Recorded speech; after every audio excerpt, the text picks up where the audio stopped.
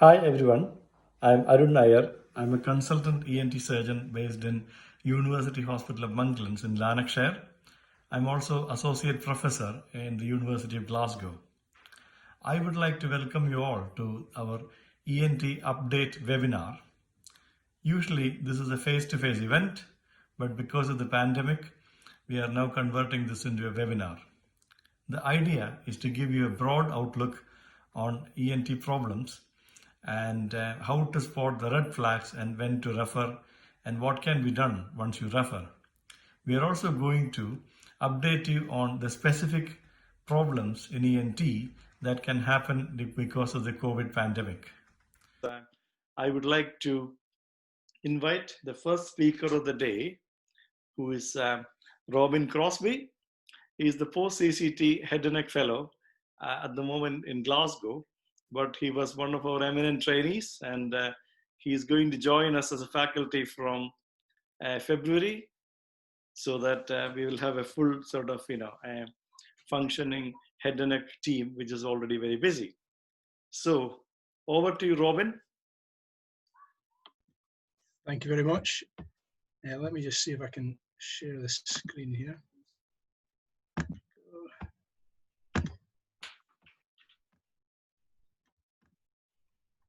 Is that coming up okay? Yes, yes. Yeah, great. So thank you very much. I'm Robin Crosbie. I'm currently in ST8. I'm just about to finish in Crossways actually, then be joining in February, which would be great.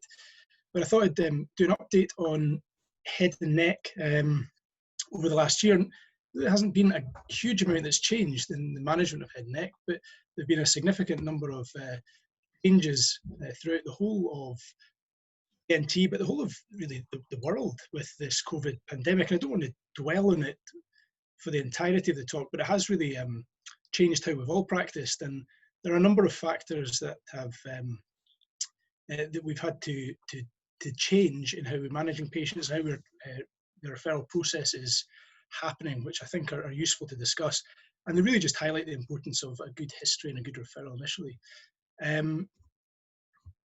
At the start of the pandemic, our sort of governing body in the UK, ENT UK, brought out this statement looking at what we should consider as an aerosol-generated procedure, or something that would give us an increased risk of any spread of COVID-19. And really, it did hamper what we do in ENT. It really, any of the examinations that we would normally perform in patients were classed as an aerosol-generating procedure. And in these situations, we'd have to wear the relevant PPE, which was at the time FFP3 and the other relevant gloves and gowns, etc. That's been relaxed just this week, which is obviously going to help with things. But in conjunction, the Public Health Department of various countries brought in information on the number of air changes within a room that was relevant to how soon after we'd seen a patient and performed what was considered an AGP, how quickly we could see them again. And that's really, for most standard clinic rooms, was thought to be about an hour, but could be up to 6. So we've really limited the amount of patients that we could see through a standard clinic and examine them how we would normally do it. So you can imagine this has led to another bottleneck in a service that was already a little bit slow and had its own issues in terms of capacity. I'm sure most of people listening will know this pathway well, and a lot of the information I'm going to share is duplicate, and I don't want to teach anyone how to suck eggs, but for those who don't know the referral pathway, really it relies on patients reporting their symptoms, obviously, to GPs.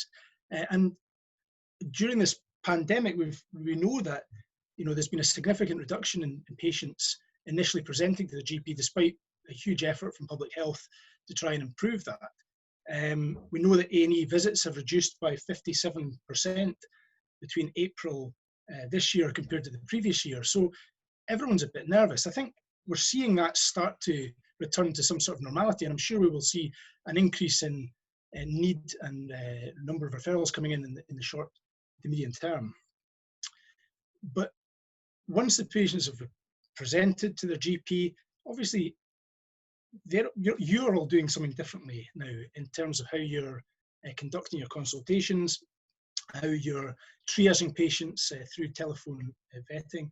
And again, just a couple of interesting stats that I found. I mean, of 28 million GP appointments in March of this year, which is an enormous amount, 28% were through the telephone, compared to 17 million this May, where 48% were by phone. So the way that we are all managing these patients has changed dramatically.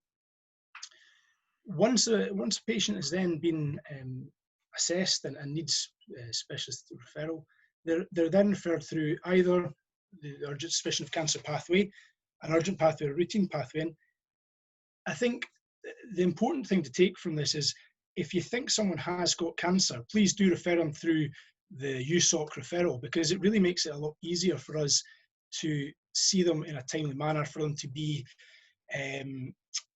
tracked by our cancer trackers. And it does help at every stage of the patient's pathway in getting their investigations done sooner, and keeping really an eye on how long they've been waiting for things. So if you do think they've got cancer, please refer them through USOC, not urgent routine.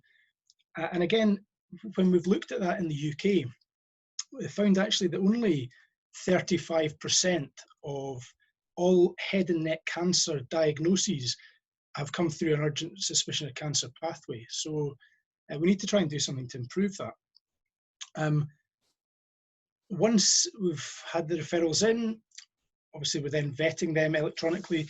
In previous time, at the start of this year, it was really done by either one of the consultants or one of the nurses, where you would triage the patients into the relevant clinics, and that would then just occur. Now, we've had to change that during this COVID crisis, and had to try and risk stratify patients a wee bit better. And I'll talk a little bit on how we've been doing that in a little bit at the end of the talk, using telephone risk calculators.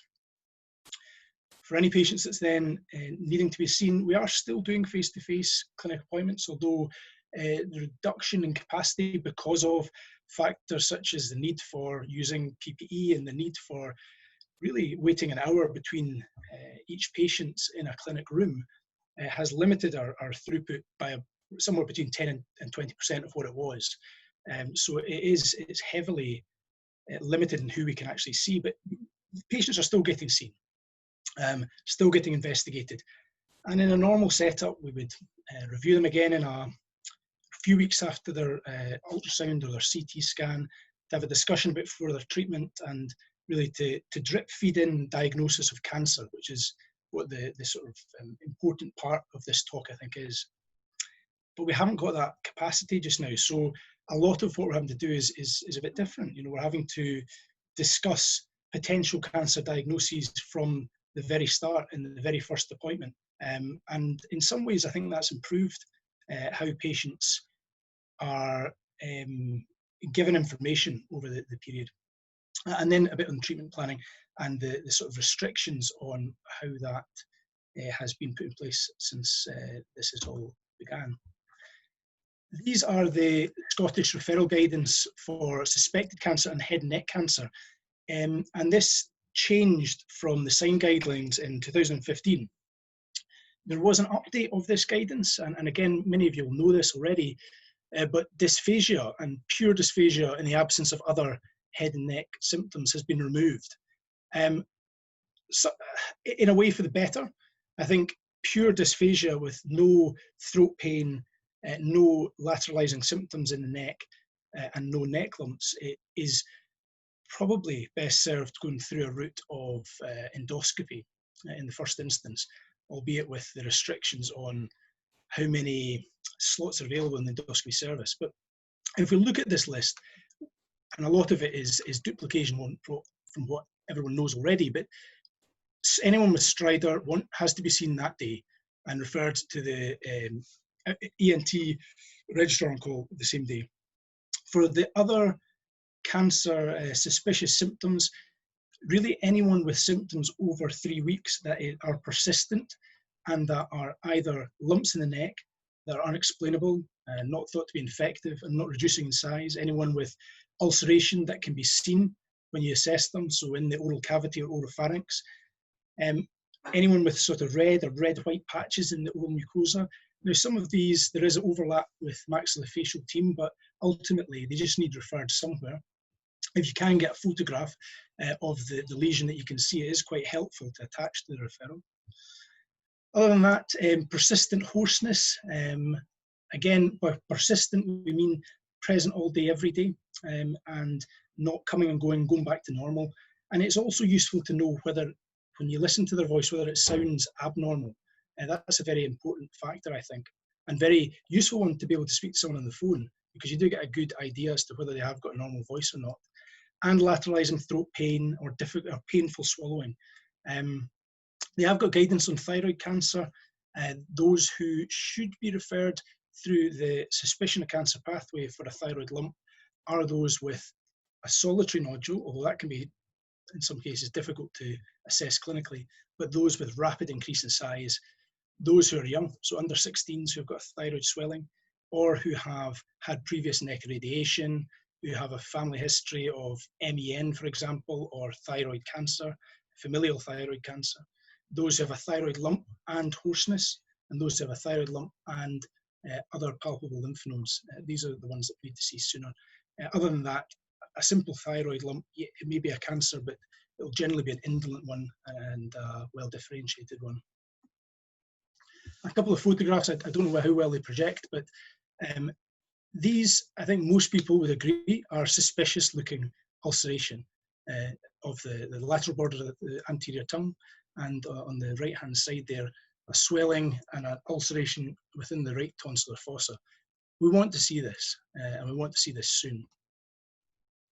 The picture's not great on the left there, but there are other types of things which are more benign, and although if there's any concern about it, by all means, the way to know is to refer them in, but some simple things like a retention cyst on the right-hand side, or this papilloma, which is not projecting well, but these are not concerning for us, and we wouldn't biopsy the retention cyst. We might biopsy the papilloma, but we certainly wouldn't be thinking this was a concerning feature. So things to just try and bear in mind.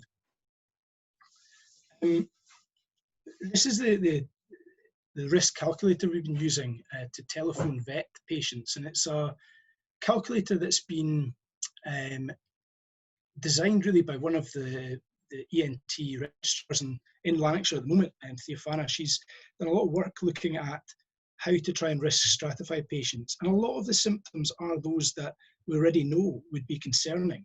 But what it does do is it has been designed using, looking at about 8,000 patients over a couple of versions to try and come up with the highest predictive value and positive predictive value for detecting cancer.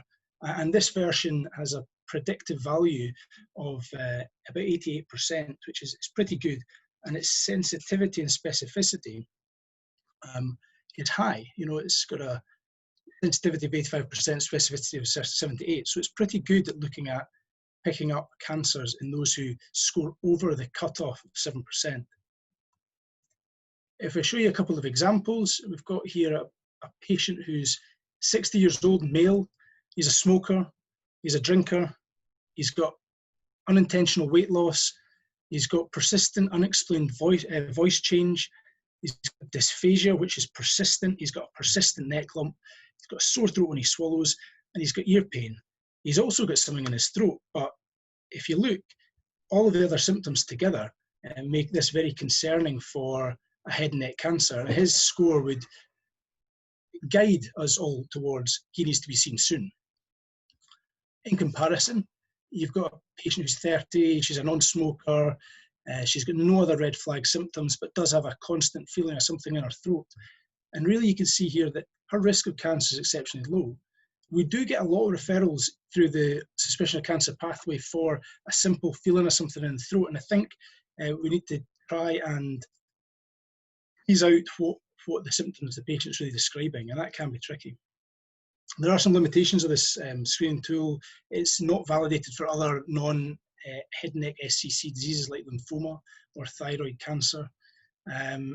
you can't prevent patients presenting late or patients describing their symptoms slightly differently. And I've been on the phone doing this today, and really in some situations you have to ask the same question about 4 or 5 times to really get a real feel of what the patient's trying to describe to you. So when you've only got a few minutes on the phone trying to do telephone vetting the GPs, I can imagine it's difficult, but it does help as a kind of risk stratifier.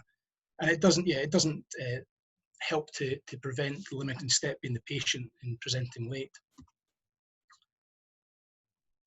So really, and I know this is kind of banging on about the same thing, but the history and what the patient's describing are the important factors here. And what we are concerned about in ENT and for a head and neck cancer is someone with stridor, of course, but persistent voice change. So something they've got an abnormal voice that you can hear, and they've got it continuously for 3 weeks, which hasn't got any better. Those with 3 weeks of every single day, all day, having throat pain and it lateralizing would be more concerning. Bilateral throat pain does score reasonably highly on the risk calculator, but unilateral throat pain is double the predictive value of bilateral throat pain. I've marked in red here persistent dysphagia. I still feel that dysphagia is relevant to us in head and neck and in ENT, but if it's a symptom on its own and painless, I do think it should be referred via the endoscopy route, as we're only able to see up to the junction between the lower, the hypopharynx and the esophagus, and not a feeling of something in the throat. And I think having had to fill in some of these forms and do quite a few of the vetting through patients, it can be quite hard to tease out from the patient whether they're describing a feeling being there or truly inability to swallow. But that's really what we're looking at, the inability to get food and fluids over or pain associated with it. Really, as a surrogate of that, you're going to get unintentional weight loss, and it has to be in conjunction with other worrying symptoms. Persisting neck lumps that are not fluctuant and not a simple diffuse swelling in the thyroid, we would like to see. And otalgia. Now, otalgia on its own, it's not really going to be a good marker picking up a head and neck cancer, but if you've got someone with either pain in their throat or a change in their voice, who's a smoker and has got otalgia, that is something that is worrying, and we would want to be seeing on a soon basis. I've marked in red here oral swelling and oral ulceration. There's a crossover between ourselves and ENT and MaxFax. Certainly locally, an ulcer on the tongue should really be directed towards them, but at the end of the day, they do need seen, and a photograph would be useful in trying to help to triage them. Smoking is a risk factor, of course, as is alcohol, but with the rise in HPV, we do need to be mindful that some of these patients who are normally considered low risk can still have tumours in the lower pharynx. I think just to kind of try and validate some of the scoring system that's been used, there's been a national audit so far during the COVID pandemic of all the patients who have been phoned and scored on this risk calculator. And it's looked at 1,500 patients so far. And what you can see is actually, despite them all being referred through a USOC referral pathway, of the ones that have been seen and reviewed so far, the pickup rate is still relatively low. It's overall 3%. But when we've divided them into those who are deemed to be high risk on the calculator, you can see quite a difference in the numbers of pickups of cancer from sort of 8% to 0.6. When we look at the baseline pickup rate, or the perceived baseline pickup rate for all USOC referrals prior to this being about 4%, it does seem to be of some benefit and maybe able to be extrapolated on and brought out more through opening up of kind of restrictions to clinic space.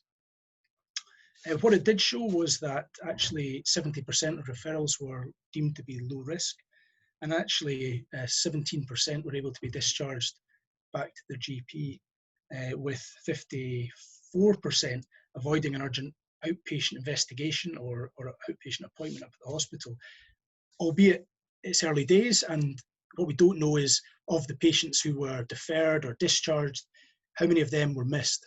And that's something that will be useful to know down the line, and we're looking at that for about 6 months. And I think lastly, just a little bit about the differences in treatment that's been occurring during the pandemic, which has really put a bit of a stopper on some treatment, has been really how we prioritise patients on the waiting list. Now, all elective non-cancer surgery is being deferred at the minute, and the Royal College of Surgeons in England brought out this risk streaming system to try and determine who should be operated on during the time of the coronavirus. And even during the MDT, we're having to assess the patients a little bit more on what their likelihood of survival is, and rather than a first come, first serve treatment for things like radiotherapy or surgery, patients are risk assessed into what's their chance of survival, which is a different way of doing it for us. So that is the reason why some of our patients are having to wait a lot longer for treatment, unfortunately, or having to be palliated, which is a shame. So I think the bottom line, it's a brief talk for 20 minutes. I guess the diseases really are unchanged. There haven't been any real giant leaps forward in head and neck cancer management over the last year, but the patient pathway is exceptionally different during the COVID pandemic, and it's very different for everyone. I do think there is a role for these risk assessment tools that might help to stratify who needs to be seen a wee bit sooner, and whether this could be rolled out to wider use and part of the referral on Sky Store for GPs. I don't know. I don't know if it'd be a useful tool or not. It seems on the surface to improve our pickup, but what we don't know is those who have been missed. And I think at the end of the day, if you're in doubt, if you've got someone that you think has got concerning symptoms or something that you can see that you feel needs reviewed, please refer them early. We'd rather see them and reassure them than it be left. So that's about it. Thank you very much.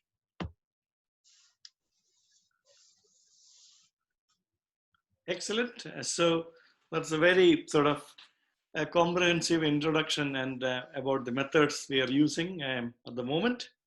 And I'm very pleased that this is working out very well.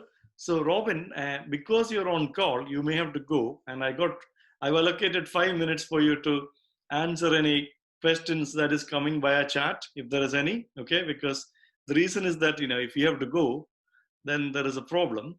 So what I would like to do is see whether there's any questions already there. No. So can I ask you a question? So if you have, one of the mentors from New Zealand, he used to say that you attend any meeting, you only remember 2 or 3 points. Okay. So I want to ask you, can you name 2 or 3 take-home message from your talk? Not that anybody has to take anything home; they're already home. I mean, I guess the first point is, unfortunately, head and neck cancer often has a poor prognosis, and many of our patients, certainly locally within Scotland, because of various social factors and general health factors, they present late at an advanced stage, and their prognosis is significantly affected by that. So if you see something and you think it's worrying, refer them early. Don't necessarily have to treat them with antibiotic courses, antifungal courses, PPI, etc., and get to a point that they've still got their symptoms. If someone is high risk and you think they need to be seen, refer early. I guess the second point from having to do vetting, which I hadn't had to do before until helping out recently, is if you can put a summary on your referral and include the most salient points, and also include your kind of your opinion on what the neck lump is, for example, that really helps in trying to diagnose these people when you've just got a few lines. So if you think something's in the thyroid, say it's in the thyroid. You know, if you think it's a lymph node and you think you've got a worrying tonsillar ulcer, you know, just say that, and try and just I guess just refer early, but summarize your information as best you can. Okay, there's one question here, Robin. Can you read the question, or you want me to read it? If you go to the chat, it'll come up. Yep. So, should we as GPs be doing throat examinations, or only if necessary, and what PPE in many situations doesn't add whether it requires referral? Yeah, I think, well, certainly locally, we've had a change this week in what we have to wear for doing nasendoscopy, laryngoscopy, and throat examinations. We've moved away in Crosshouse from using the full FFP3 masks to just wearing droplet precautions. So mask, face shield, and a pinny. So that's the. Should we be doing throat examinations? Well, yeah, I think it does add to your referral.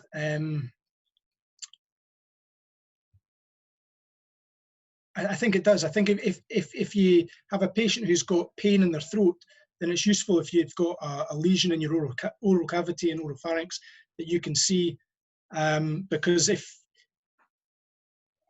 when we're phoning patients who haven't been seen by their GP face-to-face, it's really very difficult to tell them over the phone if they've got something or not. Equally, yeah, I agree, you know, we might still be performing laryngoscopy. I think the bottom line is I would, if you can see the patient and you've got capacity to, with reduction in requirements for what you need to wear, I think you should see them. I think it would be a helpful piece of information for us. So yeah, Okay. that's my view. Right. Thank you, Robin. Thank you. In the interest of time, any other questions you can answer via the chat, Robin? Sure. And I will move on to the next speaker for the day is my colleague, Nick Calder. He is the clinical lead and also the rhinologist in the University Hospital of Monklands, and a very ardent football fan as well. Lucky that we don't have a football match today, otherwise, you know, he wouldn't be here. So without further delay, Nick, I would like you to give your talk on rhinological aspects of COVID. Thank you very much.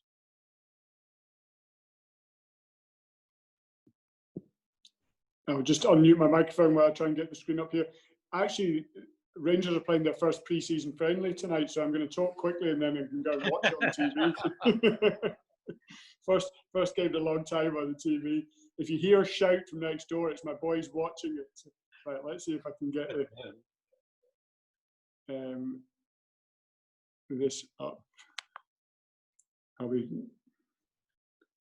typically that watch order is not working now. I can't see your slides. Right, they should be coming. They were up and working before, and typically now have disappeared. That should be it. I got your presentation in case there is a problem, I think. I'll try it again. It was there, and now.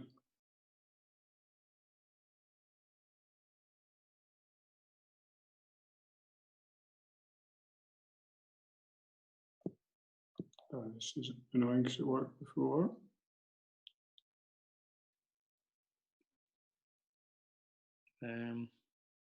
No.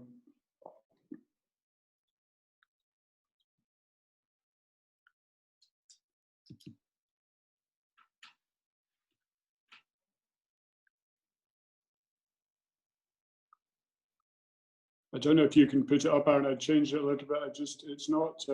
Yeah, Robin can answer the question meanwhile. You can't see it. Yeah. Okay, privately. Okay, there's one question is, should the GPs be using the risk calculator, and is it validated for GP to use in the GP setting? That's a question. Yeah, I'm trying to type to answer it, but I'm very slow. It hasn't been validated yet prospectively. That's what's happening at the moment. So yeah, it's not. we're not sure how good it is at what its false negative rate is and what its true positive rate is. So,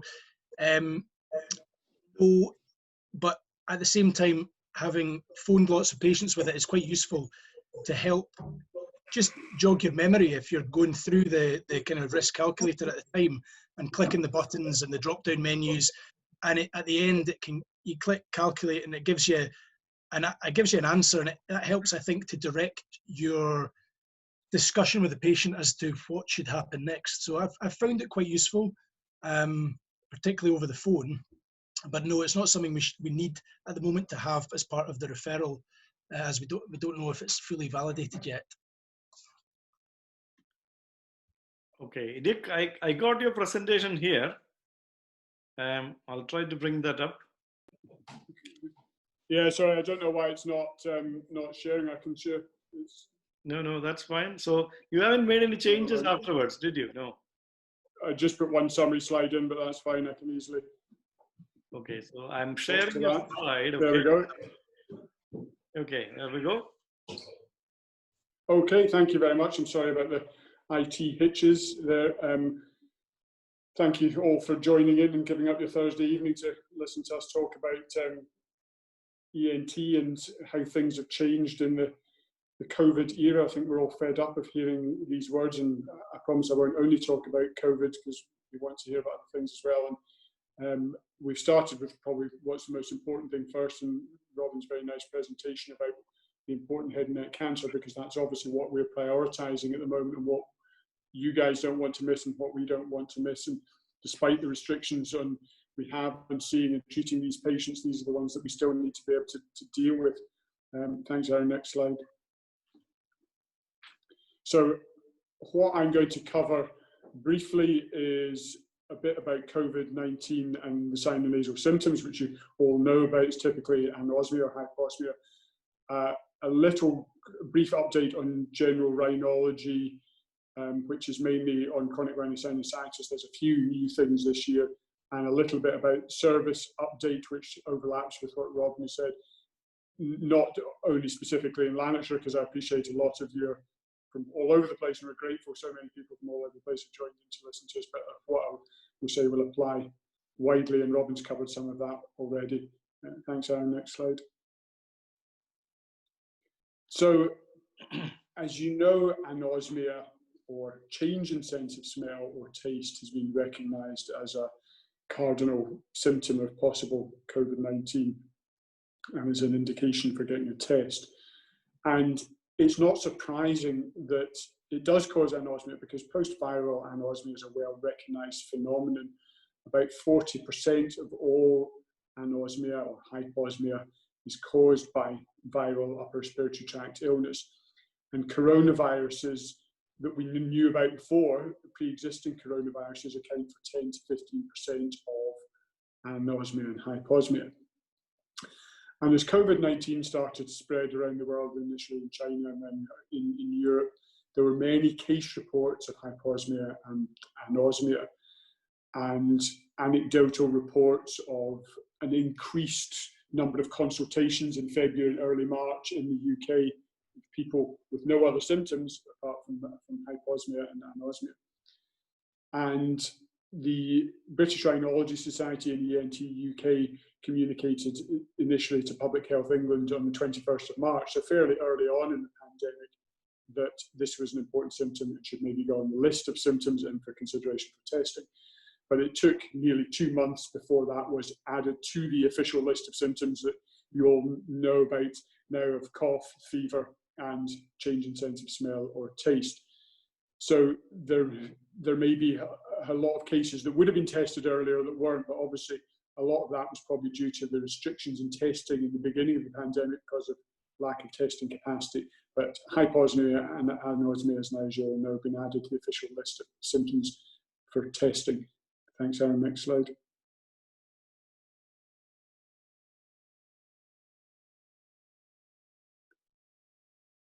So 60% approximately of patients testing positive for coronavirus will have a change in their sense of smell and taste. And really only cough is a more a higher percentage of patients have a cough. As you know, there's many symptoms that have been associated with COVID, but sense of smell and taste is up there as a positive predictive value for having COVID. Fever is actually less at time of presentation. And if it's combined with other symptoms rather than just isolated change in sense of smell or taste, then the likelihood of testing positive increases. But as you all know, change in sense of smell is a very common symptom and caused by many other things. So it may not be COVID. Like everything else, it's probably not at the moment, particularly in the UK where the prevalence is reducing. Trauma and nasal polyps and infection with all the other viruses, particularly other coronaviruses, commonly cause change in sense of smell. Thank you. Next slide. So what do you do with the patient who's you're speaking to on the phone or seeing face to face who has got anosmia? Now, as you all know, if this is an acute onset change in sense of smell, you're hopefully not seeing them face to face, you're speaking to them on the phone, and they'll go down the COVID pathway that you all know and will differ locally, but most of them won't need to be seen, they'll just need to get a test. Obviously, if they're unwell with other symptoms, everywhere has their COVID referral pathways for going up to hubs before hospital if necessary. The most important thing if the patient's primary complaint is the anosmia is to reassure them that it gets better. Anosmia associated with COVID-19 actually seems to recover better and faster than anosmia associated with other coronaviruses, which is one of the positive things, because we keep hearing how COVID-19 has got a lot of symptoms that last a long time, but the anosmia does seem to resolve in the majority of people. Not everybody, but in the majority. Our mainstay of treatment for all hypoxemia and anosmia, in fact, our mainstay of treatment for everything in the nose is intranasal corticosteroids. In the acute phase, there's no point in doing that. Usually in the acute phase, if patients have got COVID, they're worried about a bit more than their sense of smell. So for the first 2 weeks, there's no need to give them anything. It's the usual supportive treatment dealing with the other symptoms. If the patient has an isolated sense of smell or taste problem, then what you're going to do depends a little bit on whether you're sure they've had COVID infection or not. And that can be very difficult because a lot of them won't have had a test, even if they've got a convincing history, they won't have had a test. What the ENT UK guidelines on this say, I think, is a little bit unrealistic, because what they say is if it's a definite COVID infection, and that should be proved on either a positive PCR swab or an antibody testing, but really is an appropriate use of antibody testing to be asking for antibody tests just because someone's got a sense of taste, loss of smell and taste, when those antibody tests are quite difficult to get. So ENT UK say would consider referral if there's no improvement in 3 months, if there's been a proven COVID infection, but less than that, 6 weeks, if there's no history of a COVID infection. I think the problem practically for you and for us is that most of the time you're not going to know. So I think referral in less than 3 months is unrealistic because so many of them will get better. So I would say, to summarise that, don't bother referring until they've had anosmia for 3 months. Next slide, please. Now, obviously, a lot of these patients will have a sense of smell or taste change with other nasal symptoms. And we sort of talk about smell and taste interchangeably because most of the sense of taste is linked to the sense of smell. Your taste buds on the tongue taste the strong, bitter, salt, sweet, sour, and that umami, that meat flavouring you get from the taste buds. But all the subtleties of flavour are dependent on the sense of smell. So it's unusual for patients to say they're losing the sense of smell without some impairment in their sense of taste as well. If they have other nasal symptoms, and again, they're not getting better after your trial of topical corticonasal steroids, then consider the ENT referral after 4 to 6 weeks if there's no improvement. These are the ones that we're probably going to look up their nose with nasendoscopy, which before COVID was something we did for virtually everyone that walked through the door of our clinic. As Robin's been outlining, it's something we have to ration a bit more, and we have to think of the infection control implications. Fortunately, in the last week or two, as again Robin said, the guidance has changed a bit, and the amount of nasendoscopy itself is not considered an AGP unless you're using suction. But obviously, there is the potential for the patient to cough or sneeze, which does, under ENT UK guidelines, turn into an AGP. So there is a debate going on about the level of PPE that we have to wear, and also the number of air changes in the room, how long we have to leave the room. So all of that is limiting our capacity to do nasal endoscopy. The most common cause we see, if you can see something up the nose causing loss of sense of smell, are nasal polyps.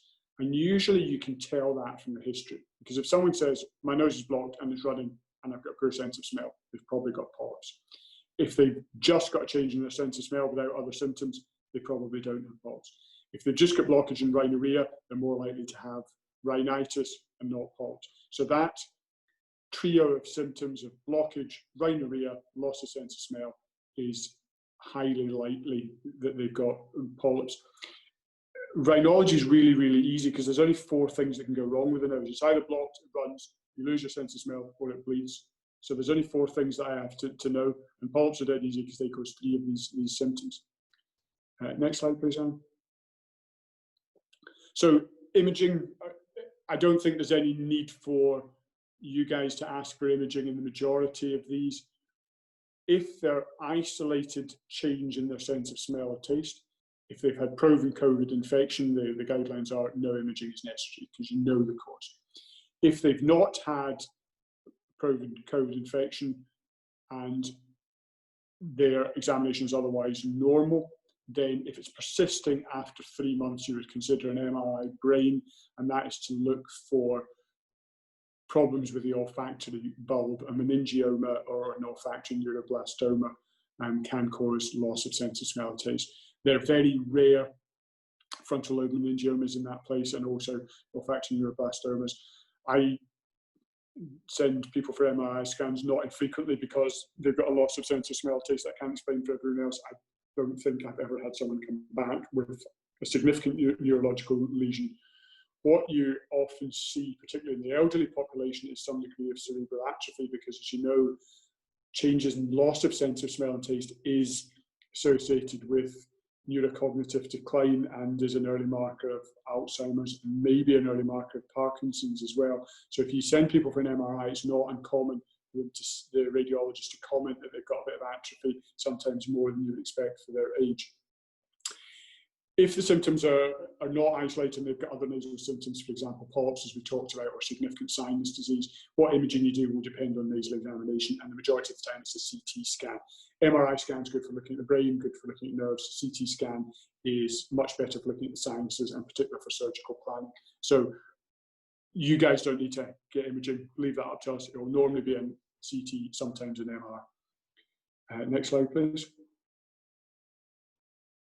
Other considerations for loss of sense of smell and taste are probably more important than treating it, because treating it often is pretty futile. Corticonasal steroids sometimes work, often they don't. Safety advice is the most important thing. Make sure that they've got a smoke detector in the house that is working, because they won't be able to smell the burning. And also, if they've got a gas cooker rather than an electric cooker, they need a gas alarm, which is not something that most people have. A lot of people have a CO detector, carbon monoxide detector, but that's different. You need a household gas alarm, because if you leave the hob on, you're not going to smell that. So it's particularly important for people that live on their own.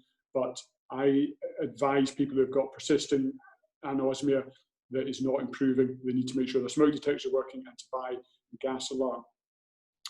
What does work is olfactory training, which is basically getting strong smells, regularly sniffing it and trying to get your sense of smell working a bit. And I tell the patients, it's like physiotherapy. If you've got a stiff knee, the physiotherapy would give you exercises to exercise that knee. You need to exercise your sense of smell.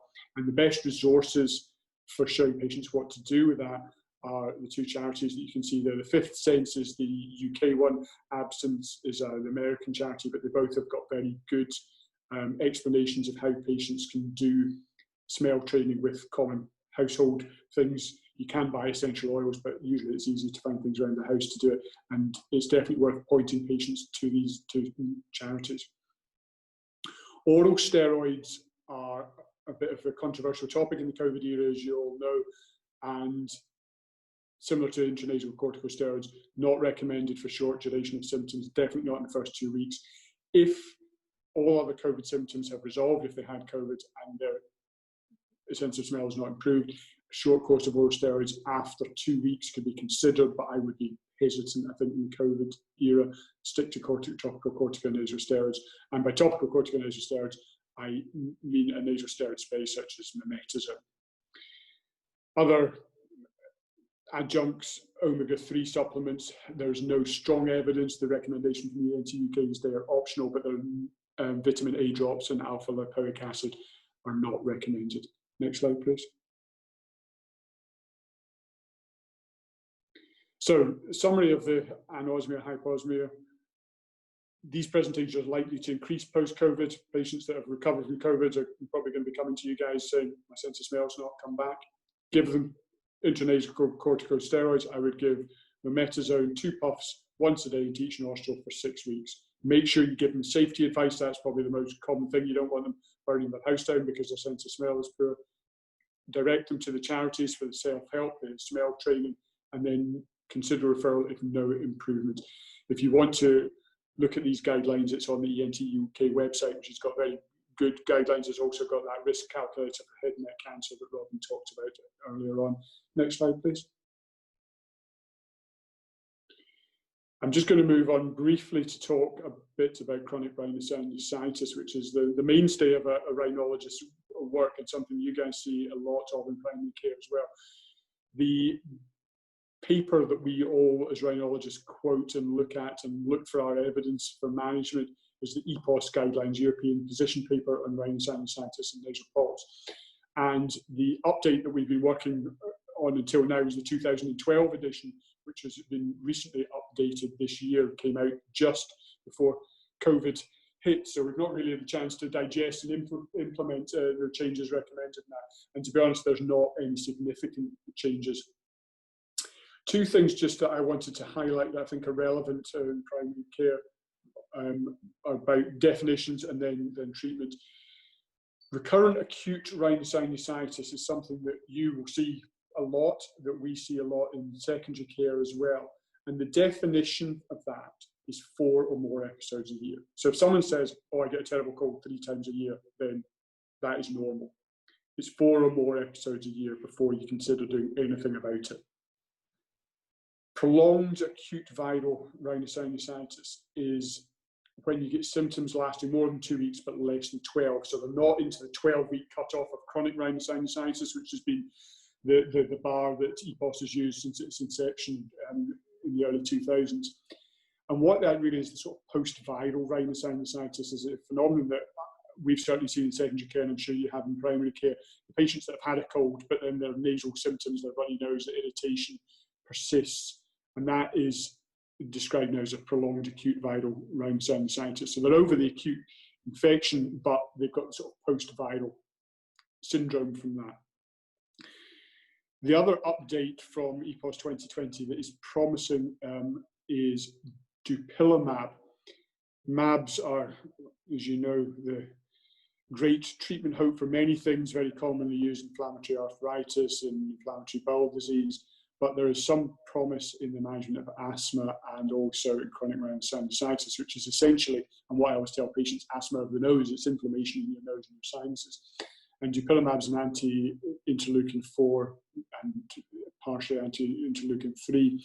And there's very promising trial data that it improves chronic rhinosinusitis.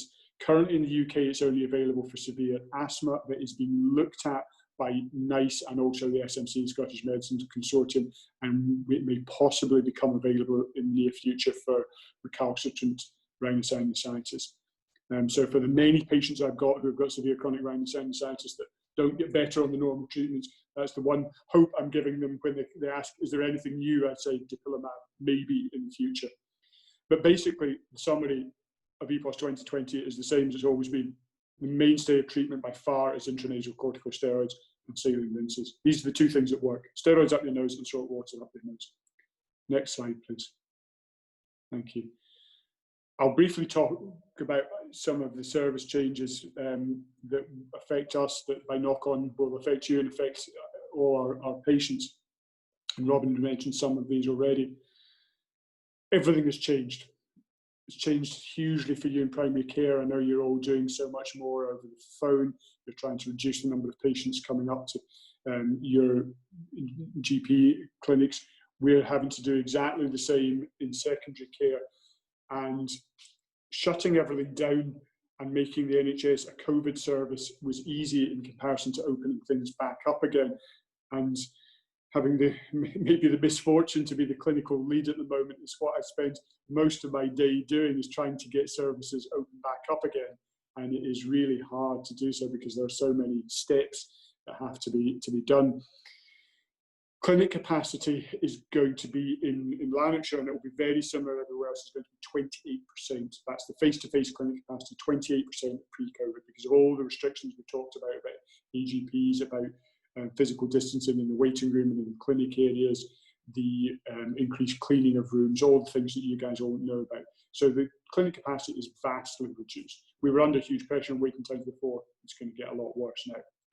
Theatre capacity is also vastly reduced. At the moment, we're really doing urgent head and neck cancer operations and emergencies. We are trying to get theatres up and running for some more urgent non-cancer stuff. For example, the cholesteatoma surgery that Arun does, the complex sinus surgery with complications that I do. That these are things that we do need to do because people are going to run into complications if we don't get that done. And theatres are slowly opening back up. The theatre pathway for patients will change because they will all need to be prepared to isolate for 2 weeks before surgery and undergo COVID testing. At the moment, it's 2 COVID testing. That may be reduced to just 1 3 days before surgery, but they're going to have to be prepared to self-isolate, which is huge implications for their employment, because people are used to being told you're going to need some time off after your operation. We're now telling them you're going to need 2 weeks off before your operation as well. So that does have huge implications for people's commitment to surgery.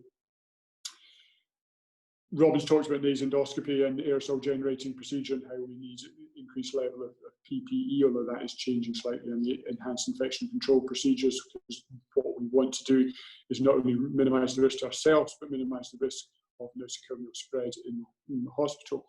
I think hospitals were undoubtedly a source of transmission of infection at the start of this. We have all got a lot better about managing the risks associated with COVID and spreading it from patients to staff and staff to patients. So if patients are worried about coming up to the clinic, you can reassure them the infection control procedures are there and we're minimising their risk. It's obviously not zero, but we're minimising it.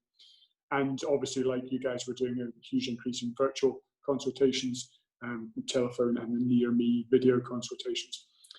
It's important to say that our emergency service and our cancer services are still running. There may be changes in the way we see patients. Some of the emergency things that we would never have dreamed of doing before, like patients with epistaxis, we would always admit when they had a nasal pack in. Now we're sending them home with nasal packs and bringing them back to clinic a day or two later to remove packs and try and cauterize them. Same with a quinsy. If we can drain a quinsy, we'll often just send them straight home without admitting them for intravenous antibiotics. So there are changes to what we're doing, but we still, and throughout the pandemic, have run an emergency service and a cancer service. Next slide, please, Anne.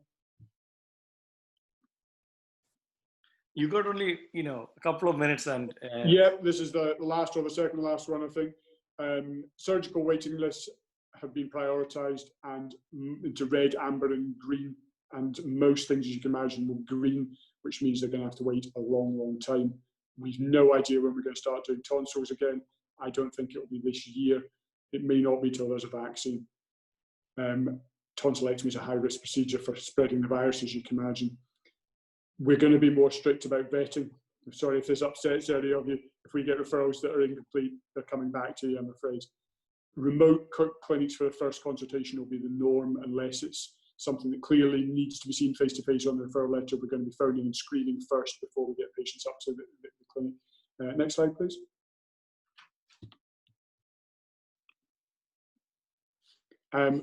As always, please ask us if you don't know. There's always an on-call registrar available and an on-call consultant is available. I think all the conversations that we should have been having and have been having in the past about realistic medicine will be enhanced by this, a recognition that we cannot cure a lot of the chronic disease, the rhinitis, the tinnitus, the globus sensation. We cannot cure that, and patients' expectations may have to be managed better than we have in the past. And I think ENT is going to be slower than some services to get up and running because of the high-risk nature of the examinations and operations and the PPE and the cleaning that we need to do. Next slide, I think that might be the last one. The slide that that I put in as the summary slide that I'm sorry I couldn't upload, Aaron, and that's the 3 take-home points. I can distill it into 2 take-home points. Corticonasal steroids for everybody, whether it's for chronic rhinosinusitis or anosmia. We don't know many drugs in ENT, so topical corticonasal steroids, if they're not better after 3 months, refer them. And unfortunately for non-urgent, non-cancer things, patients are going to have to get used to a lot longer wait. So that's my summary of rhinology. Thank you very much. Sorry about the technical problems with downloading the talk. Thank you very much, Nick. I think you did very well. I think in the interest of time, I may have to move on to the next speakers. But if anybody wants any questions to be asked, use the chat and don't send us private message, just to send to everyone so that the speaker can see it. Otherwise, only I will be able to see. So it'll be difficult for me to answer. So that is the thing. And there's one question. So meanwhile, Nick is doing that. I will introduce the next speaker. The next is my esteemed colleague, Andy Chin. He knows the value of time. He's an avid collector of watches, and he is aware that we are overrunning by 7 minutes already. He's also involved in pediatric otolaryngology, and he set up a dizziness service along with the vestibular physiotherapist, which is running very well. So without further delay, I will invite Andy to talk about pediatric ENT aspects. Great. Thanks, Arun. I'm just going to share my screen.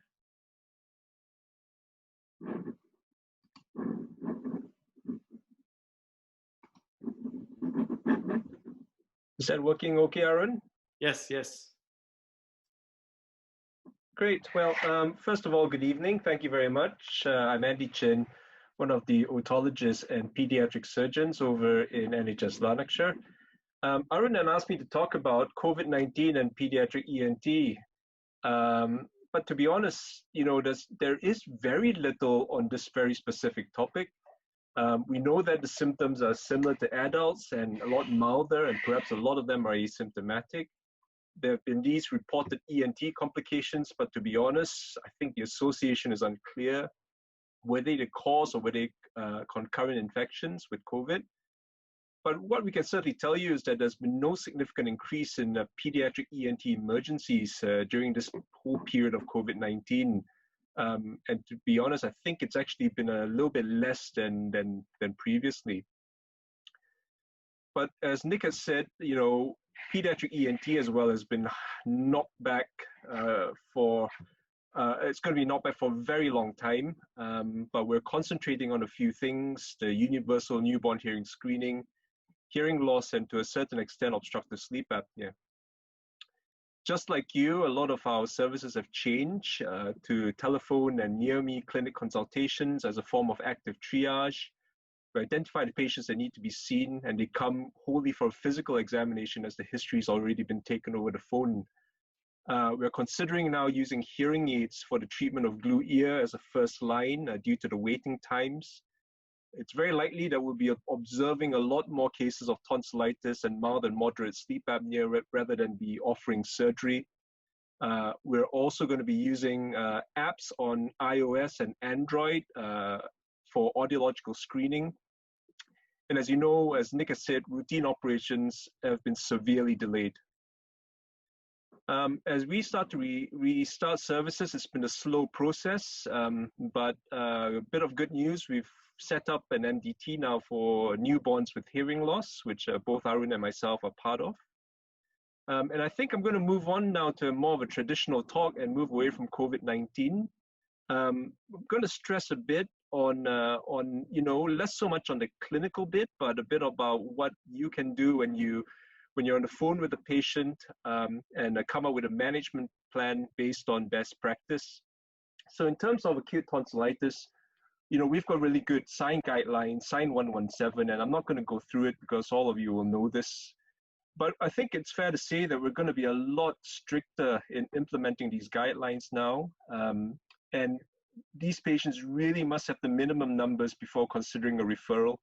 So if a patient doesn't have the minimum numbers, I would suggest, and advise that we keep a diary for at least 6 months before considering a referral, because that's exactly what we would do in secondary care.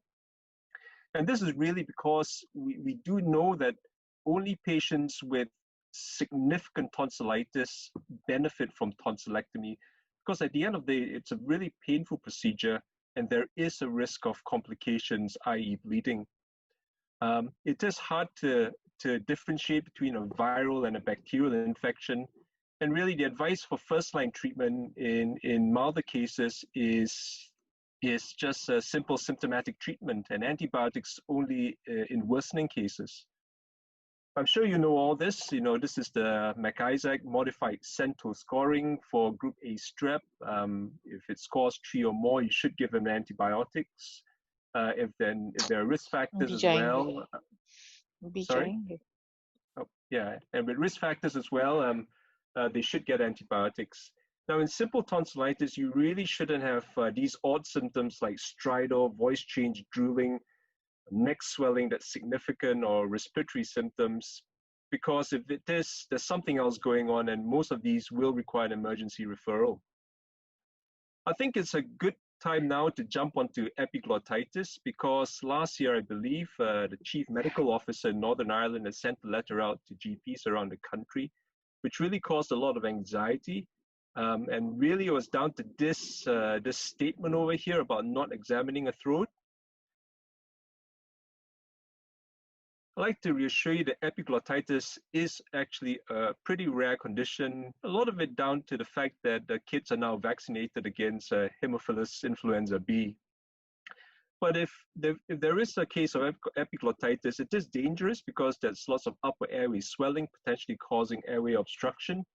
And historically, we've always been taught that it was more of a pediatric issue, but really we actually see it more commonly now in adults, and we call it supraglottitis, which is essentially the same thing. Now, early cases of epiglottitis are difficult to diagnose because the initial symptoms can be identical to pharyngitis or viral URTI. And quite often, you may not see too much on the physical examination. And really, at this point in time, it's quite safe to examine the throat. However, as the condition gets worse, it really becomes apparent that something is out of the ordinary.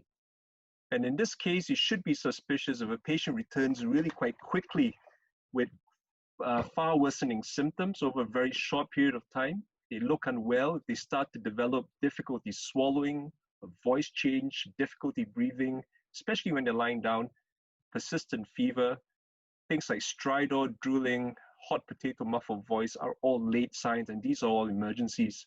And at this stage, you really shouldn't be putting in a tongue depressor to look into the throat. If the patient can open their mouth, you can shine a light in, have a look, and sometimes you might find very little in the way of tonsil inflammation because all the inflammation is further down in the throat. All these patients need an emergency referral to ENT. At this point, don't upset the child, keep things really calm, keep the parent with them. And once they get to us, it's a joint assessment with the anaesthetist. We transfer them off the theater to intubate them and have a look down. We give them supportive treatment, and we do all we can to avoid a tracheostomy. Now we jump onto nosebleeds. Again, very common. Most need no treatment. Underlying causes like bleeding disorders are rare. Nosebleeds causing anemia is also quite rare in young kids. And most bleed from the anterior part of the nose, the septum called Little's area, and are really amenable to pressure from pinching. So really the best thing to do is advise parents to reassure a child and teach them proper pinching. Historically, people, I don't know why do this, they tilt their head back and pinch over the nasal bones, which do absolutely nothing. In actual fact, they should bend forward so the blood drips out from the nose, and they should pinch on the soft fleshy bit at the front of the nose for at least 5 to 10 minutes without letting go. It's important when they're pinching the nose to not block the mouth because it can cause some distress to the child. Please prescribe Naseptin because we know it works. Prescribe it for at least 10 to 14 days, 3 times a day, even twice a day is good.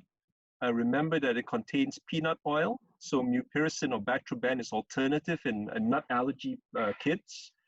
And you can refer them routinely if it's intermittent or troublesome, and emergency referrals are rarely required. Moving on to glue ear and otitis media wave fusion, it's the commonest cause of hearing loss in children, peaks at 2 to 5 years old, and 80% of kids will have had one episode by the age of 10. This here is a chart, an audiogram showing a conductive hearing loss, and you will read in our letters, we tend to write type B tympanograms, B for boy, and this is what it's like. The compliance is absolutely flat. It may or may not cause earache. It may or may not be associated with ear infections, and sometimes they present quite insidiously with other things like speech delay, changes in behavior, poor progress in nursery or school, clumsiness because the fluid's irritating the vestibular system, sound intolerance, or sometimes even tinnitus. So what should you do? Well, you should observe these kids for a period of 3 months before referring them, because we do know that half these kids will get better on their own, and almost all should get better within the course of a year. During this time, you should tell parents to speak clearly, face to face, with a loud, clear voice to a child. And if you can prescribe the otovent balloon if the child is over 3. And this is a picture of a child blowing a balloon with their nose. And the whole intention of this is to cause autoinflation, pushing pressure through the eustachian tubes. They should use it intensively about 3 times a day for a period of 4 weeks. But in children with severe nasal congestion, which is often the case, it doesn't work well at all. The outcomes are pretty much the same, as in 50% of them will resolve spontaneously, but with the otovent, it's much faster. So when do you refer these kids? If they've got a persistent problem that's over 3 months, if you think that there's something else going on, be it an abnormal looking eardrum or foul smelling discharge from the ear, or if you're wondering why the hearing loss seems a lot worse than expected, please refer these kids. I've got a short video here by one of my colleagues, Darius Rajali, on a Grommet insertion, just for your interest. Hopefully it'll work.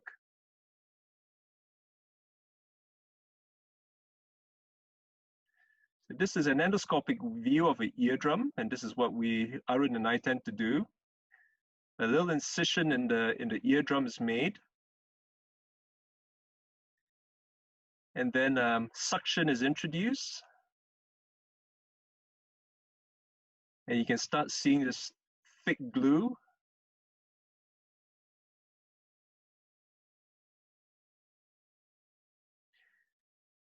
And quite often the glue is really hard to suck, and you spend ages trying to get it all out of the middle ear.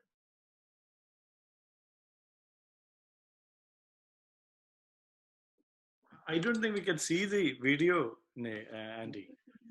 No, you can't see the video? Okay, that's all right, we'll move on.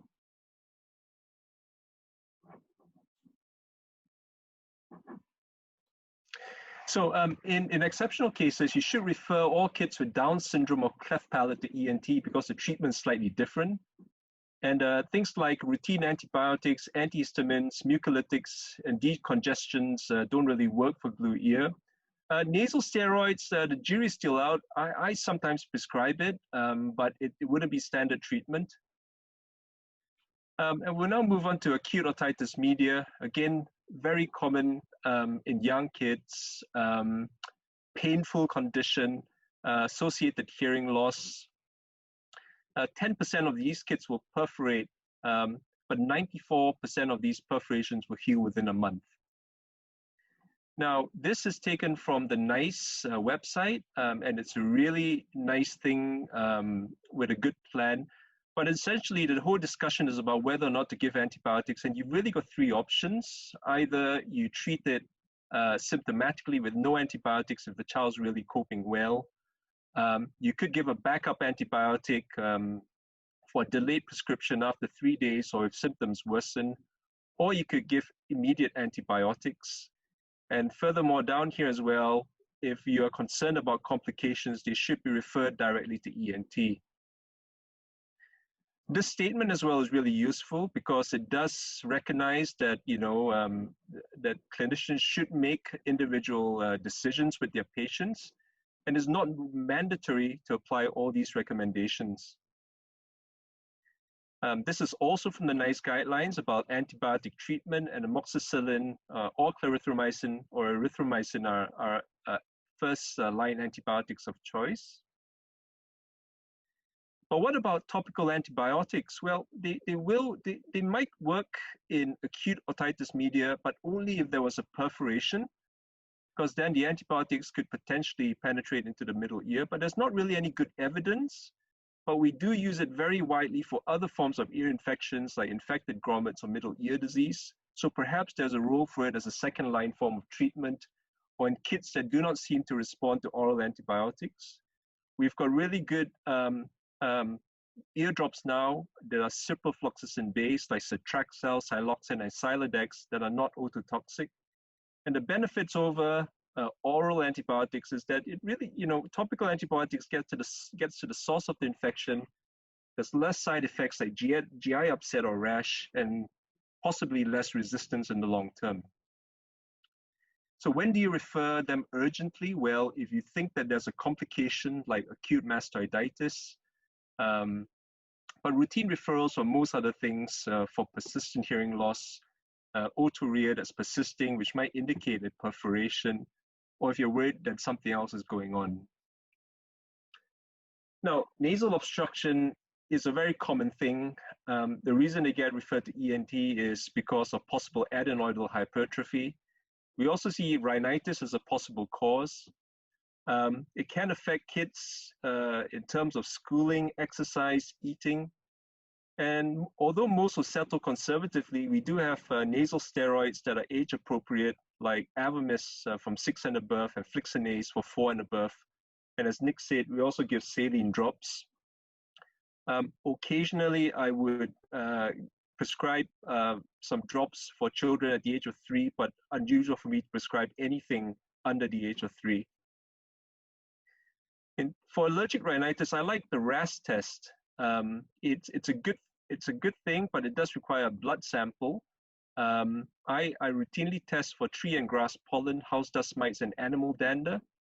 But why investigate? If we're going to treat most of these kids with antihistamines and steroids anyway, well, it allows you to avoid things that you're allergic to.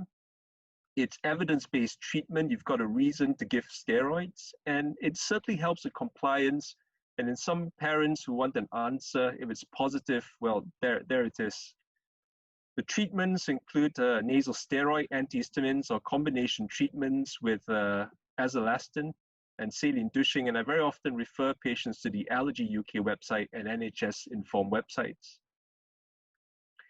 So this is a picture of a normal nasopharynx on the left and adenoids on the right. And you can see straight away why some kids have persistent nasal obstruction.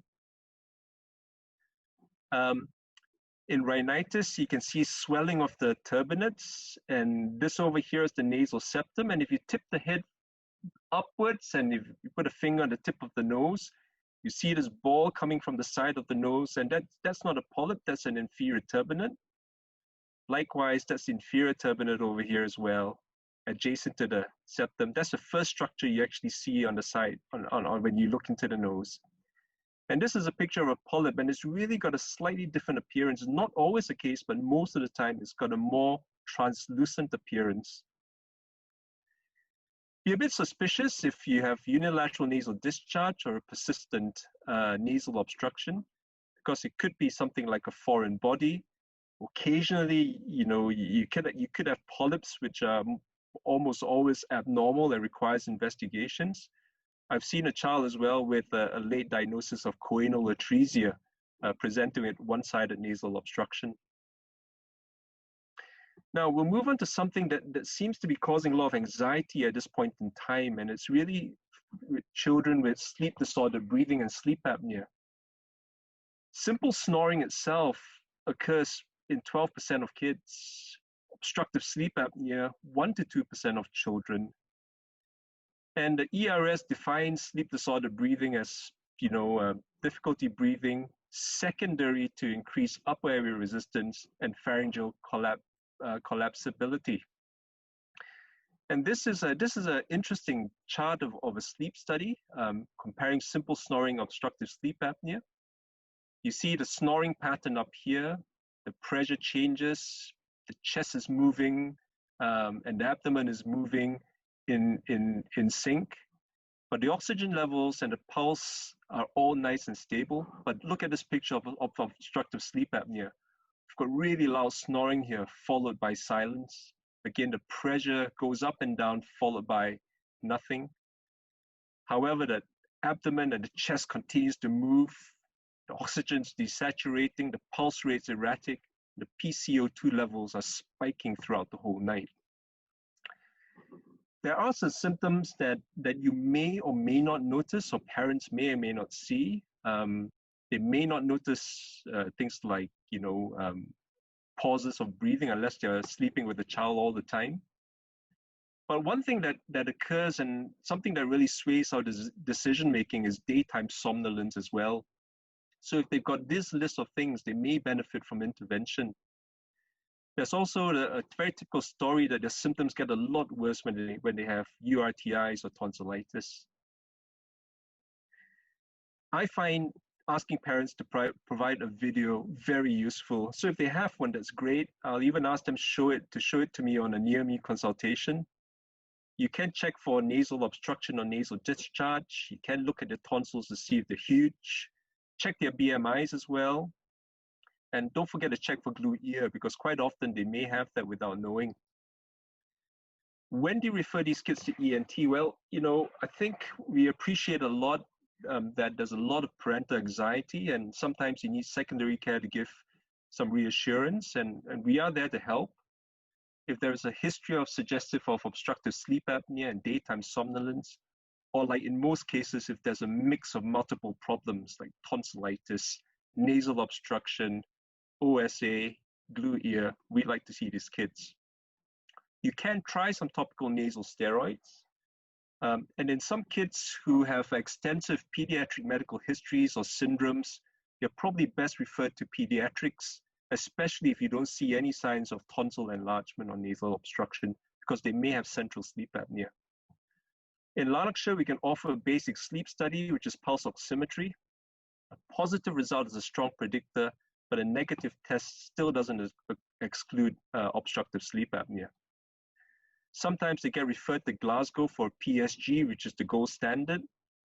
Sometimes pediatrics offer CPAP, but we do know that adenotonsillectomy is a really good treatment for moderate to severe sleep apnea.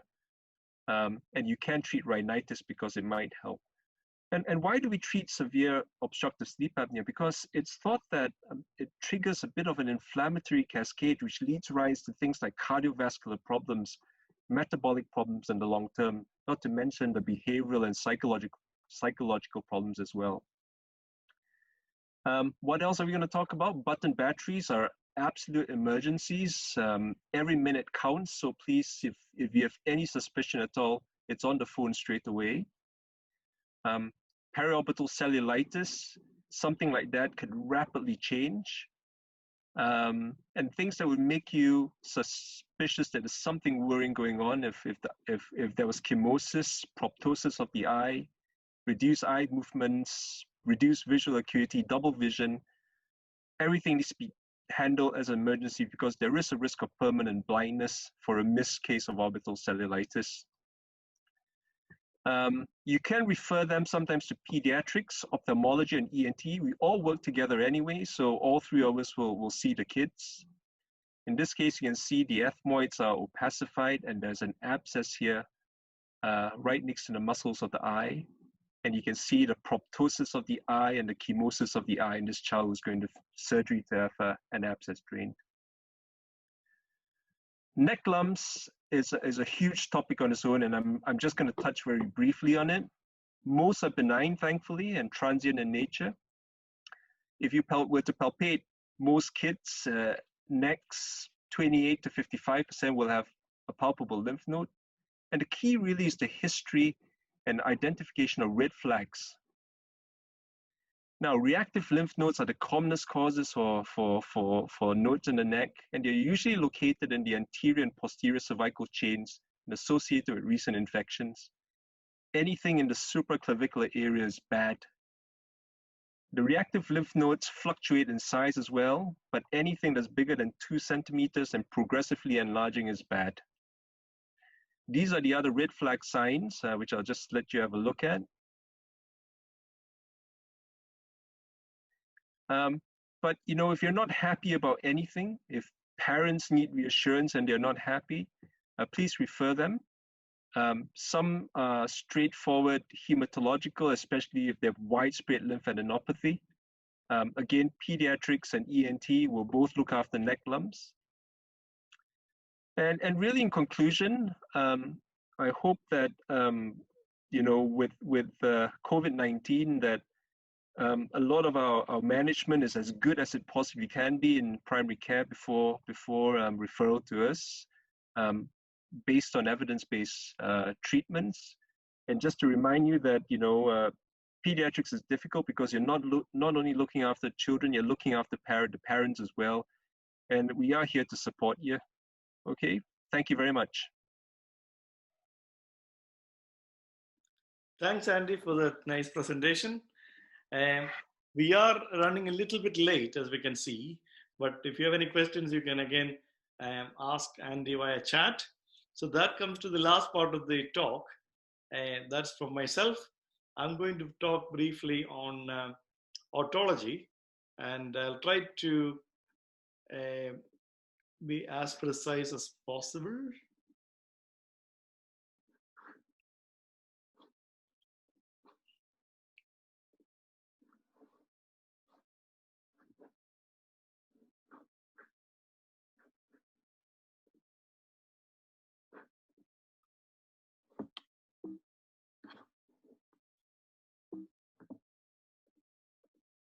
Okay, so can everybody hear me? Andy, can they hear me? Yes, fine, Arun. Okay, so this is the view of the University Hospital Monklands, and recently we have painted the corridors with a nice logo, and so it's in the theaters are brand new as well, but the rest of the building is old, as you know. So the COVID-19 and ENT, quite a lot of problems, and so I did a literature search looking for otological symptoms and signs to look for, and all these papers came up. So what did I find? Almost nothing. So there's one case of facial palsy. There's reports of sensory neural hearing loss in 4 patients, but we are not sure whether that is anything to do. So the British Society of Otology is doing an audit, and all the hospitals are involved in it. There's one case of otitis media, but not a lot of evidence for otological problems, considering the statistics of 12.3 million people infected all around the world, with a death rate of 555,000. So we'll go for the otology, the normal otology because of this. So what are the symptoms that we'll be looking for? Like Nick said, we got 5 symptoms as opposed to 4 in rhinology. There can be discharge from the ears, which is the commonest symptom, I would say, followed by earache, hearing loss, dizziness, and tinnitus. So discharging ears, again, you're taking history mostly by telephone these days, and the commonest cause of discharging ears in general practice is otitis externa. And the point to remember is that it can be very painful, and the ear canal can be very swollen and red. One of the signs that you can elicit if you are seeing them is tenderness of the tragus. If you press on the tragus, you might see that there is an extreme tenderness in that area. Many patients have got itchy ears, and the tympanic membrane may not be visible. And remember that it can be bacterial or fungal. There's almost always predisposing factors. And the predisposing factors is not what you think. They are either the patient is a swimmer, or they wash their ears quite frequently, then the ears become itchy, then they start putting things into the ear in the form of cotton buds or their fingers or tip of a pen, And the last thing is the ear pods, or the earphones, as well as hearing aid users. They can all get otitis externa, and also certain skin conditions such as eczema. And these are people who they're predisposed to otitis externa. So the main thing to remember is that there is the commonest variety, which is the benign otitis externa, which is this picture here on the left. And there's pain initially with itchy ears and discharge. And when you look into there, there's a lot of dirty discharge inside the ear, and no granulations or other problems. The best form of treatment is topical antibiotics, very rarely oral. On the other hand, the picture on the right side shows a necrotizing otitis externa. And this is an urgent condition which needs to be urgently referred. Usually a patient with immunocompromised state, such as diabetes, they get severe pain. And when you look in there, there's maybe granulations on the floor of the ear canal and edema, and the culture shows pseudomonas. And if somebody is an elderly person who's a diabetic or immunocompromised, severe pain, not settling down, then consider this. And this is something that we usually admit, and there's intravenous antibiotics for at least 6 weeks. But fortunately, with the outpatient antibiotic treatment, it's possible to discharge many of these patients, and they are continuing treatment at home. I looked at the evidence for the microbiology and antimicrobial susceptibility, and we need to look at it in local perspective. So this is a paper from Manchester, published last year. They grouped 315 organisms, and the commonest was Pseudomonas, followed by Candida and Staphylococcus aureus. And the interesting thing is that the Pseudomonas sensitivity to gentamicin is only 78.4%, whereas ciprofloxacin was sensitive in 97%. So, as Andy mentioned earlier on, ciprofloxacin drops either on its own or with the dexamethasone is licensed. And if somebody is not responding to the traditional antibiotic drops, you can try them. I've made an algorithm for the management of acute otitis externa. You usually treat it with analgesia and advise about keeping the ears dry and not scratching the ears. Then if you're able to see, have a look and see if there's any evidence of canal occlusion. If there's no occlusion, treat it with antibiotic ear drops or spray. One thing I want to say is that automized ear spray, it may not be suitable if the canal is occluded because it's not going to go in, whereas drops will. So if the canal is occluded, then you need to see what is the cause of occlusion. If it is mainly debris, then cleaning it a little bit and then giving the drops will be a good idea. But if the ear is completely edematous and you can't even see inside, then you may have to call the ENT registrar, and we sometimes see them, and then we put in a Pope wick into the ear, and then what happens is they are treated with oral toilet and topical antibiotics, very rarely systemic antibiotic therapy. Acute otitis media is covered by Andy. So in adults, it is not very common, but you know that a patient can present with otitis media, with autalgia, red bulging eardrum, and discharge once the eardrum perforates. And the usual treatment is analgesia and nasal decongestants. The role of antibiotics is debatable. It's not indicated unless there is significant sort of other symptoms or complications. We'll move on to perforations of tympanic membranes. I know that I can show you all these nice autoendoscopic pictures, but in your GP surgery, you're unlikely to see them that clearly. All that you're going to see is a bit of wax and maybe discharge. But one thing that differentiates the discharge, if you have a perforation, is mucosal discharge. If somebody has got mucus discharge, that means the eardrum is not intact because there are no mucus glands in the ear canal. And so a pure otitis externa is unlikely to produce a mucus discharge. The other thing is, the perforation can come in various sizes and shapes.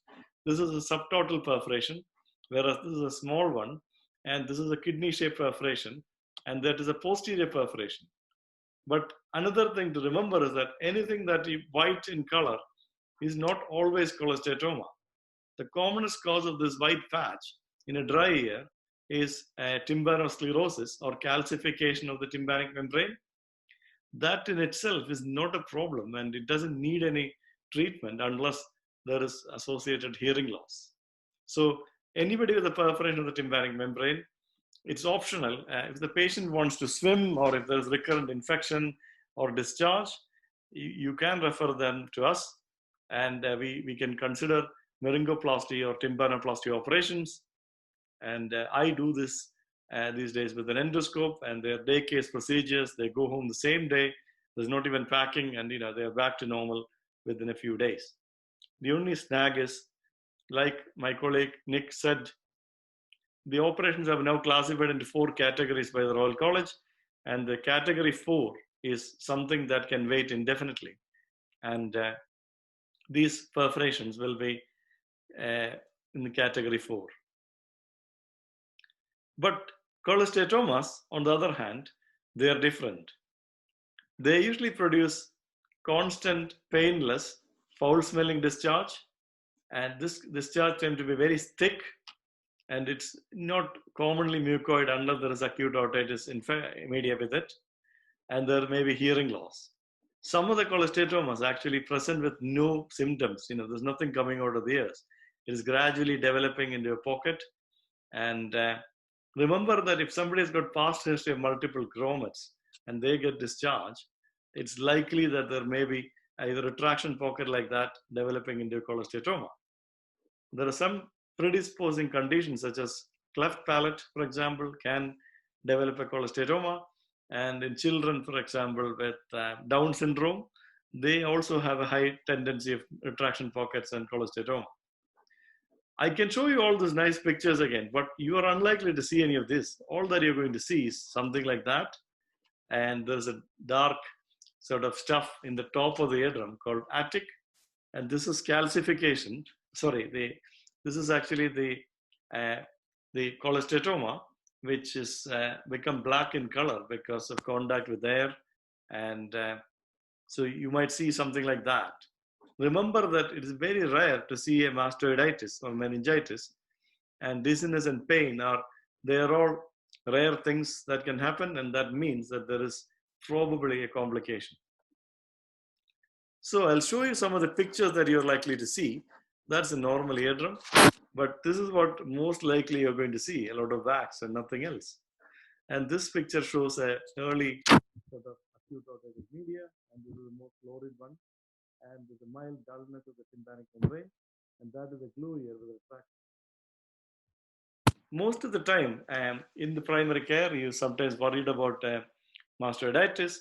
It's very unlikely to happen, and we don't see that commonly. And once seen, never forgotten. This picture here on the top shows an acute mastoid abscess, and the main thing to remember is, see, the postoral sulcus is completely gone, and there's a swelling with redness, and the ear is pushed downwards and forwards. And that is actually an acute mastoid abscess. Whereas the picture here, this patient has got a small lymph node in the postauricular area, and that is not an abscess. It is or it's not a mastoiditis either. So you're unlikely to get a mastoiditis without any of these symptoms. So what will happen if you have a patient with earache? Again, before I tell you about earache, I need to tell you briefly about the innervation of the ear.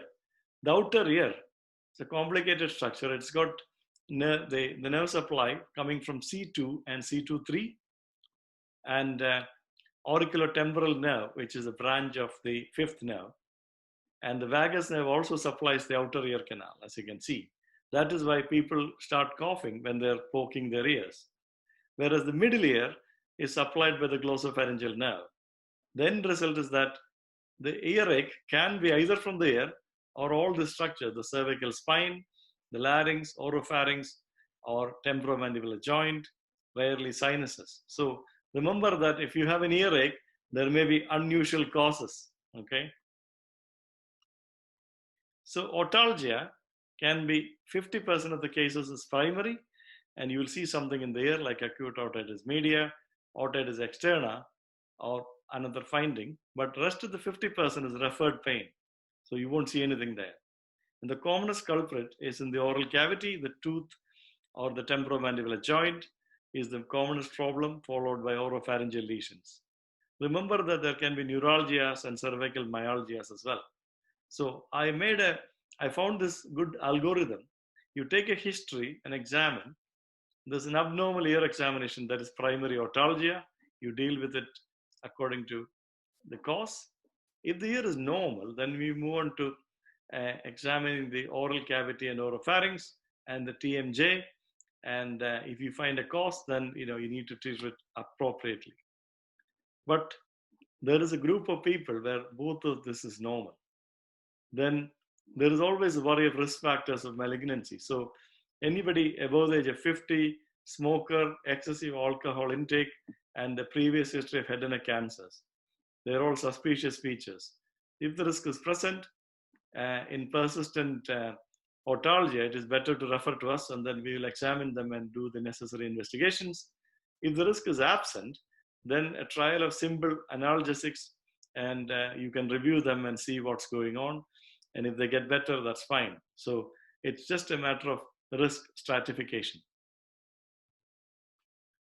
Facial palsy, I would quote the randomized control trial done in Scotland, the Bell study. And that is a conclusive evidence to show that if you got a idiopathic facial palsy without any other finding, then you should start them on a high dose prednisolone.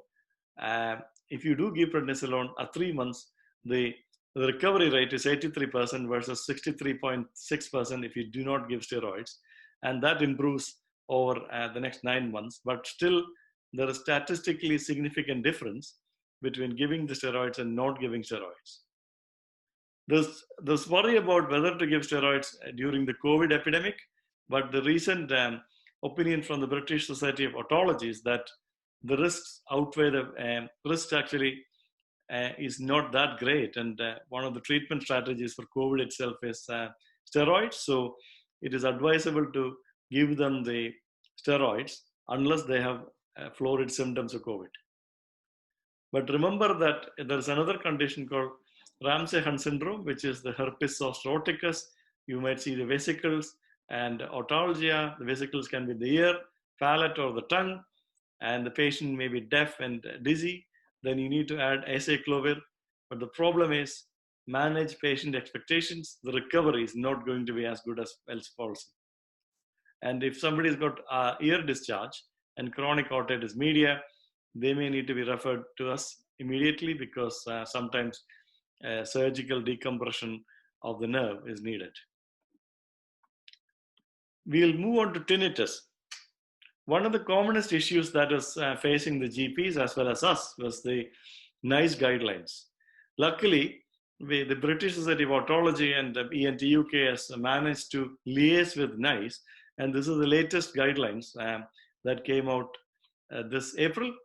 And we all agree that there is a need for assessing and management of these patients, and the onward referral is needed if the patients, if you speak to them and say that the bilateral tinnitus, there's a bit of hearing loss, and as long as they know that there's nothing wrong, and you can even give them the tinnitus information leaflets from tinnitus.org, and if they're happy, there's nothing needs to be done. But this onward referrals needed in 3 different categories. There is immediate, urgent, and non-urgent. The immediate, they have actually come up with a very specific guidelines. Sudden onset of neurological symptoms, such as, for example, facial palsy or uncontrolled vertigo or suspected stroke, this needs to be referred immediately to the A&E, and they need to be seen within 24 hours. But if they don't have any of these, there is another category called urgent referrals, and that is distress affecting mental well-being even after your support. Then they may need to be referred to be seen within 2 weeks and refer in line with the local pathways to the mental health team.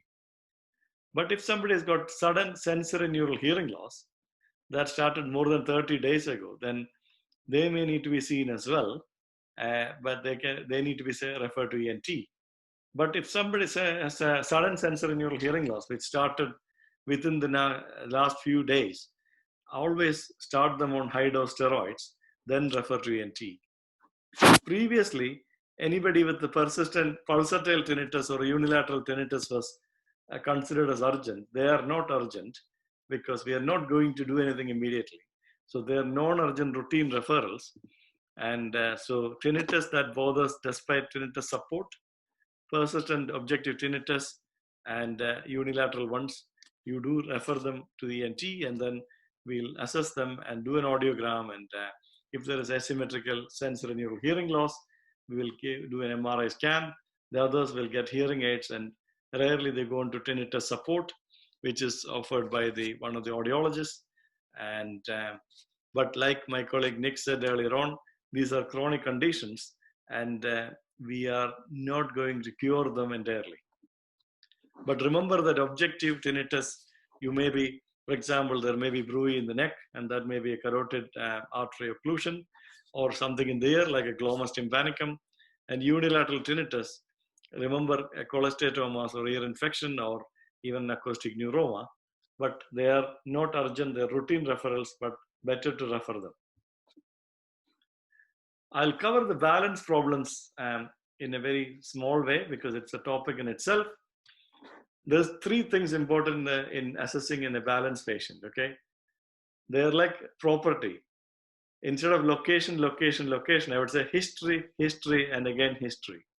The reason is that you need to differentiate between vertigo and dizziness. Vertigo is the sensation of whirling or loss of balance or an illusion of movement, as opposed to vague feeling of imbalance or unsteadiness, feeling drunk, that is dizziness. And balance is a very complicated issue. It's not always, it's all not the ears. The ear plays only a small role. The majority of the balance is the central nervous system and the proprioception, and the eyesight plays a major role, and the ears plays about 15%. The reason I told you about the history is because this is a systematic review of all 31 studies they could find on the literature, looking at prevalence, etiologies, and prognosis of symptom of dizziness in primary care. When they looked at the studies, only using dizziness, it's interesting to see that cardiovascular causes were about 56%, and the second was otological, 42%. The commonest otological causes were BPPV, vestibular neuritis, and Meniere's disease. But if you filter them using the vertigo, it changes drastically. Now, there's almost nil of cardiovascular cause, very small number of neurological causes, but majority is peripheral, and BPPV, vestibular neuritis, and Meniere's accounts for majority. I would add vestibular migraine to this because that's something that can mimic any of these conditions apart from BPPV. The other thing is there's always confusion about whether to diagnose labyrinthitis. Labyrinthitis is a condition where you can diagnose labyrinthitis only if there is hearing loss associated with vertigo. If somebody has no acute onset hearing loss, then it's more likely to be vestibular neuritis. And the other thing is a positional aspect. If somebody has got severe attack of vertigo when turning in bed or looking up for certain positions, it's very likely to be BPPV. So this is a simplified version of a chart. Somebody has got dizziness, non-rotational, then that is more likely to be disequilibrium and other causes like lightheadedness. If it is a rotational vertigo, then you need to ask whether it is most of them is peripheral causes, and if there is positional element, consider BPPV. If there's no positional element with a hearing loss, then vestibular neuritis, recurrent attacks, either Meniere's disease, and one attack with hearing loss, probably labyrinthitis. But all the other causes are rare, but it can happen, like an acute stroke. But you will see that there is a patient is acutely unwell and there are other symptoms, and it's very hard to miss. How do you manage them? Labyrinthine sedatives like stemetil and cineracine, they have a limited role. I would say when the patient is acutely ill, it's a good idea to give them a short course of these medications, but we don't want them to be sort of put on them on a long-term basis, because then tolerance will develop and they're not going to improve. And vasodilators like beta histine, they're good for conditions such as many.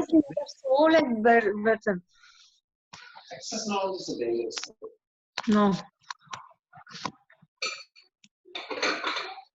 Okay. The other thing is there a role for surgery in this management of these? There is a role of surgery in dizziness is very minimal. In Meniere's disease, for example, if the medical treatment fails, then we usually go for a grommet insertion followed by intratympanic steroids. And if that fails, again, intratympanic gentamicin. The other type of surgery, such as endolymphatic sac decompressions, are rarely performed these days. And if somebody has got vestibular failure, then vestibular rehabilitation exercises such as Cawthorne-Coetzee exercises are very good. Epley's maneuver is a fantastic procedure for BPPV. So if you do diagnose BPPV, that can actually have a positive impact on the patient's life. This summarizes the other things you need to consider. Make sure that if somebody has got migraine, they're not eating cheese, red wine, and chocolate. Look at their footwear. If they're wearing, high-heel shoes, that's not going to be very helpful if there is a balance problem. Glasses, not this glass. I want you to remember whether the patient's eyesight is okay and they're wearing appropriate glasses. So, in summary, I'm not going to go through everything. Otitis externa, remember, topical treatment, make sure that the patient is keeping water out of the ears and they're not putting anything into the ears. Remember to diagnose the necrotizing otitis externa, diabetic patient or other immunocompromised with granulations and severe earache. Cholesteatomas, smelly persistent discharge, surgery may be indicated in this. Tinnitus, immediate referral only for neurological symptoms such as facial palsy or severe vertigo or sudden sensorineural hearing loss. And sensorineural hearing loss, which of sudden onset, you need to give them steroids. Dizziness, it affects 30% of the population by the age of 65. If it is not vertigo, it is most probably not ENT. And please do diagnose BPPV, because you will be doing a big service to that patient. And I will also say that NHS Lanarkshire vestibular physiotherapy services are now in service, and they produced online videos for the patient to see. I can send the link to all of you, so that I don't want to show them as time is running out. Thank you very much.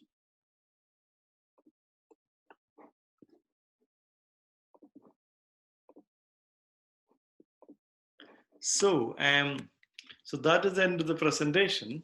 So if anybody has got any questions regarding otology, I will try to answer them. So there are some questions here. So I think Andy has answered some of that. And so the tinnitus and unilateral hearing loss is urgent referral. However, in primary care, it is not urgent. Tinnitus with unilateral hearing loss is actually a routine referral. And urgent referral is only if somebody is so dizzy and they got vertiginous attacks along with tinnitus, or other things like stroke or something like that, or so severe psychological problem that you may have to refer them to the psychological counseling. Epley's maneuver, yes, you can actually, the patient can themselves do it. In fact, that is why I said that there are the NHS Lanarkshire physio has produced videos of the Epley's in a way that the patient can do it themselves, only after, of course, assessment, and they don't want to do it unless they have been assessed. But they can do this themselves, and there is Epley's maneuver plus Brand Daroff exercises where they can practice at home, and that will be very useful. And I can I will send the video, the link to the video to everybody, via email. Yes, so I agree. Brand door of exercise is not something that we do. We routinely do the Epley's maneuver because most of them is posterior semicircular canal, and that is something that is treated with Epley's. And but brand RF is for self-treatment for the patient once they have done the Epley's maneuver. So I think we will now draw the meeting to a conclusion, and I must thank all of you for listening patiently all this time. And I know that the meeting was overrunning by a little bit, and all the speakers, they have spent their evenings after their hard day at work, especially Andy. He's on annual leave, and I must thank Andy as well. And Robin, in the middle of his on call, he has been helping all of us. Thank you, Robin. So if I would say that this is not the end. This has been recorded. I'm going to put it on to YouTube hopefully. And the other thing is, if somebody's got any more questions, they can email me. I will try to give a summary of the presentations with the bullet points to all of you. Thank you.